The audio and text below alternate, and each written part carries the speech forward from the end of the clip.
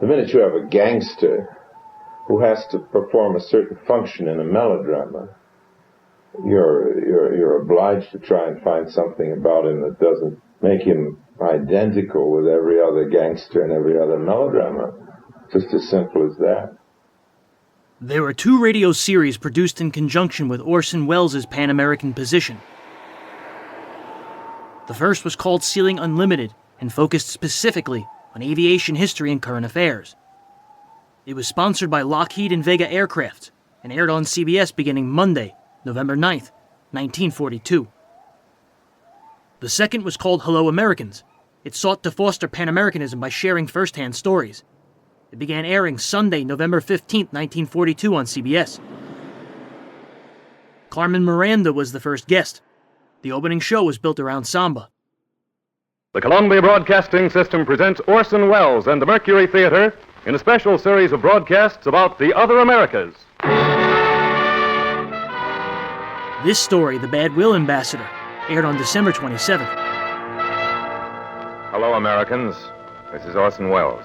It's 2 days after Christmas and a Sunday night at that. Do you feel as though your belt were trying to get a half Nelson on your waistline? Are you wondering where somebody who gave you something got it so you can take it back and exchange it for something you wanted instead?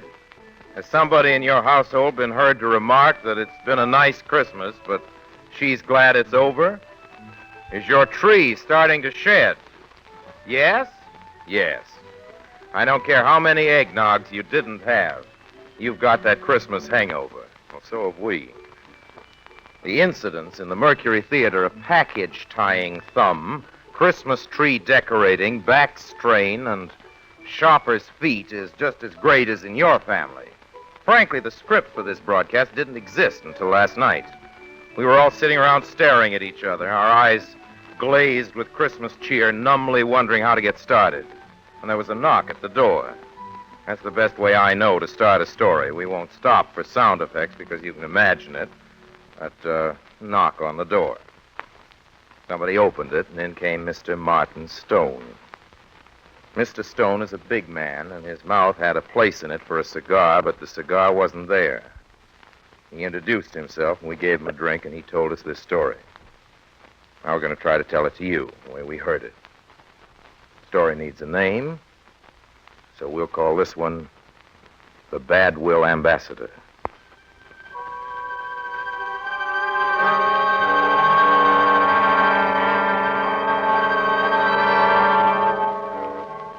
Stone, Martin Stone. Thanks, don't mind if I do. I'm an American representative of an export house with branches all over South America, Central America, Brazil, the Argentine, Venezuela, Peru, Puerto Rico, Mexico. Business is good, could be better, but, well, that's my business, to make it better. I didn't come here to talk about myself, though. I want to tell you about him. Who? Don't ask me, just let me tell you what happened. Can't even say exactly what he looked like. Smallish, yet he wasn't so small. He wasn't young. He wasn't old either.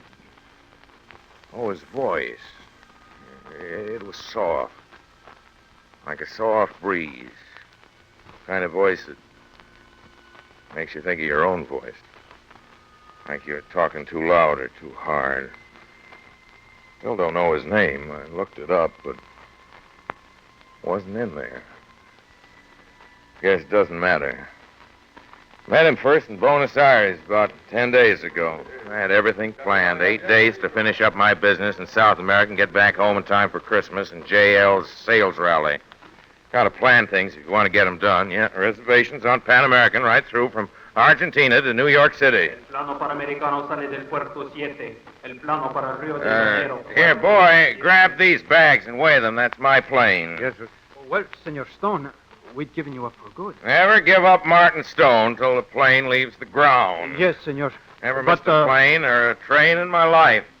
No use putting that on the scales. Weighs 39 pounds and 14 ounces exactly. Well, what's wrong? Plane hasn't left, has it? Mr. Stone, you see, we didn't think you were coming, and someone who has to get to Rio de Janeiro by tonight, well, we gave him your seat. Your what? Oh, we would not have done it, Mr. Stone, but He is going to have Christmas with his family. I know. He's only 9 years old, sir, and if he does not go in this plane, he will lose an entire Wait day. a minute. Are you trying to tell me you want me to give up my seat? Oh, of course not, Mr. Stone. If you do not wish to, we've told the dispatcher he is to take the little boy and his luggage off the plane. It will take only a moment. Well, naturally, I hate to upset the youngster's plans, but after all, I got a little fellow of my own who's hard to just about break if his daddy isn't back home for Christmas. Oh, that's quite all right, Mr. Stone. Is that the youngster there? Yes, Mr. Stone. Hi there, youngster.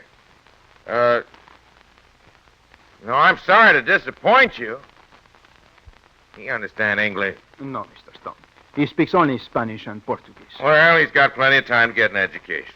Here, young man, you take this and buy yourself a pocket knife or a football or anything you want. Come on, won't bite you. Hey, what's wrong? That's when I first saw him. Standing there. Right in front of me. You see, he's very young and he would not understand. Yeah. This isn't my responsibility. An awful lot of kids in the world. Still, a man does hate to disappoint a kid, naturally. Naturally. Especially during the Christmas season. It's a pity you will miss the Argentine Navidad. Yes. Very interesting native customs, aren't there? I don't know. Give me Christmas back home in the States. My name's Stone. Indestructo Toys and Novelties. Here's my card. Leaving on this plane? No, I'm not. Would you believe it? They don't even have Santa Claus in this country. You're not an Argentinian, are you? No, I'm not. Always got to be careful. Got to use tact down here in these countries. Never know who you're talking to. Like I was saying, now, what's Christmas without Santa Claus? No Santa, no presents, no fun. Mr. Stone, here in the Argentine, the Christmas is very serious to them. Yeah, but what about the kids, Mr. Senor? I didn't catch the name. Senor, that is enough. Glad to know you. Merry Christmas. Have a cigar. Say, I'm sorry I still didn't get that name. Thank you, no, not at the moment.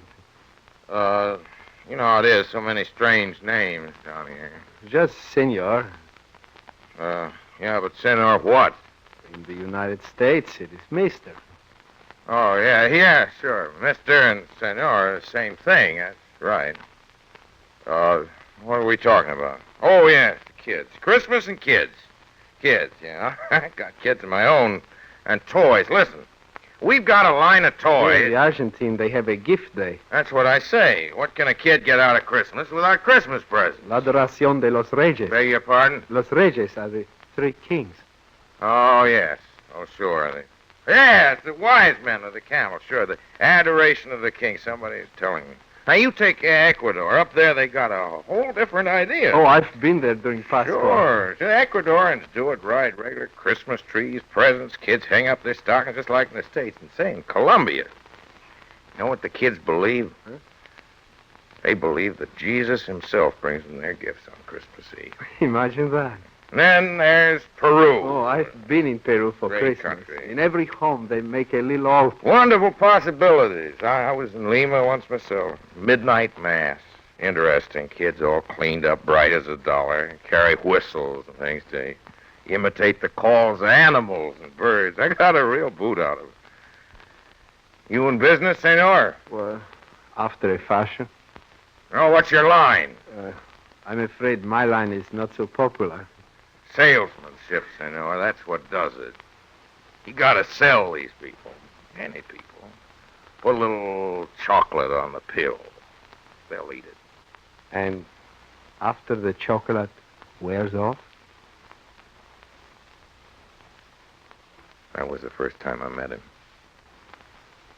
I wished him a Merry Christmas and left him standing there.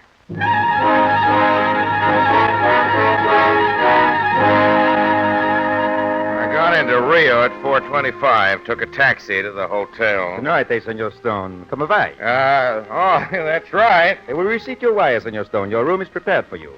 Bright people, these Brazilians. They know the answers, speak English, got an army. Tell the boys to take my... standing there. Yeah. The Senor. Stand there in the lobby with a smile on his face, though he'd been waiting.